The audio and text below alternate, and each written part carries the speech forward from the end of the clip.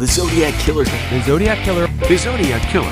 Zodiac Killer. The Zodiac Killer frightened San Francisco. She claims to be the Zodiac's daughter. Right now, we need to start with the Zodiac Killer. Man, you really creeped us out.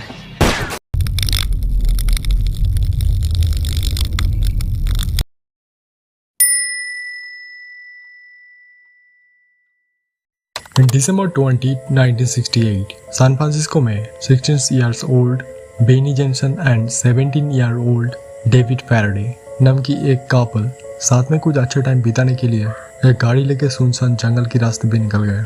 उन लोगों के वहाँ आने की थोड़े ही time हुए थे तभी वहाँ पर एक गाड़ी आई एंड गाड़ी से एक आदमी निकल के इन लोगों को गाड़ी से बाहर निकलने को कहा, लेकिन जब इन्होंने बाहर निकलने से इग्नोर कर दी तो उस आदमी ने सीधा एक पिस्तौल निकाले और डेविड के माथे में रख के शूट कर दी।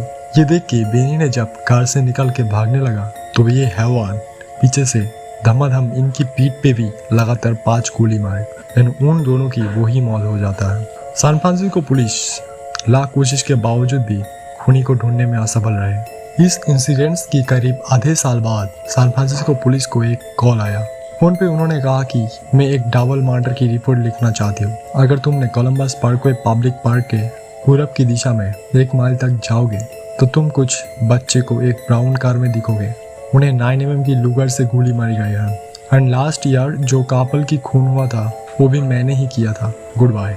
पुलिस जब उस फोन कॉल पे कही हुई लोकेशन पर पहुंचे तो सच में उन लोगों को वहाँ पे 2 डेड बॉडी मिली। 18 साल का डार्लिन फेरिन एंड 16 साल का माइकल मिगियो। हाँ, ये दोनों भी कपल ही थे लेकिन खूनी का कोई नामो निशान नहीं था।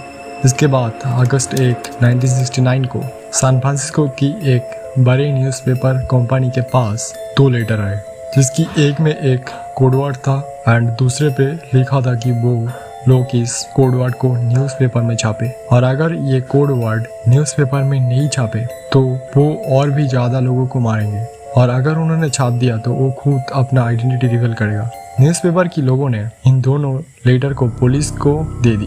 पुलिस ये सारे बातें सुनने के बाद अच्छी तरह समझ गया कि वो लोग अगर इस कोडवर्ड को पेपर पे छाप भी दिया तो भी वो अपना आइडेंटिटी रिवील नहीं करेगा, लेकिन तब भी पुलिस आखिर उस कोडवर्ड को छापने की इजाज़त दे दी। न्यूज़पेपर पर ये कोडवर्ड फ्रंट पेज पर पजल के रूप में प्रिंट किया गया एंड उसके अगले ही दिन एक कपल ने ही इस कोडवर्ड को सॉल्व किया एंड उसमें कुछ ऐसा लिखा था। मुझे इंसानों को मारने में बहुत ज़्यादा मज़ा आते हैं क्योंकि इंसानों को मारने में जानवरों से ज़्यादा मज़े आते हैं और ऐसा इसलिए क्योंकि इंसान ही इस दुनिया का सबसे ज़्यादा खतरनाक जानवर है। साथ ही साथ उन्होंने उस लेटर पर और भी लिखा था कि ये जो लोगों को मैं मार रहा हूँ वो सब मारने के बाद मेरे नौकर बनेंगे और वो स्वर्ग में मेरा सेवा करेंगे और अभी मैं ये किलिंग स्टॉप नहीं करूँगी क्योंकि मुझे और भी बहुत सारे नौकर चाहिए। इसके बाद 27 सितंबर 1969 को इन्होंने और एक कपल की ऊपर चाकू से हमला चलाया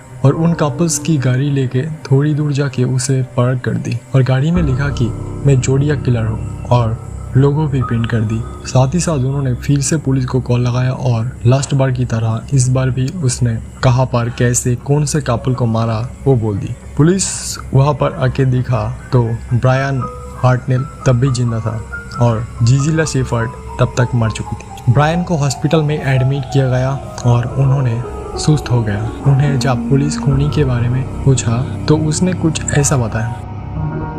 कुछ टाइम बाद पुलिस जब उस गाड़ी की खोज की तो उसने जोड़ी की साइन और लोगो देखी इन तब से ही उसका नाम रख दिया गया द जोडियाक किलर। इस तरह से उन्होंने 1960s से लेकर 1970s तक सैन फ्रांसिस्को की 36 प्लस लोगों को मौत की घाट उतर दिया। 1970s के बाद ये किलिंग अपने आप रुक गया एंड जोडियाक किलर का ये राज आज भी एक मिस्ट्री रह गई है। तो द एंड हो चुका है। आप लोगों को अगर ये वीडियो थोड़ा सा भी पसंद आया तो एक लाइक कर देना, चैनल को भी सब्सक्राइब कर देना इसी तरह की कंटेंट्स के लिए और बाकी मैं मिलता हूँ आपसे नेक्स्ट एपिसोड में। तब तक के लिए बाय।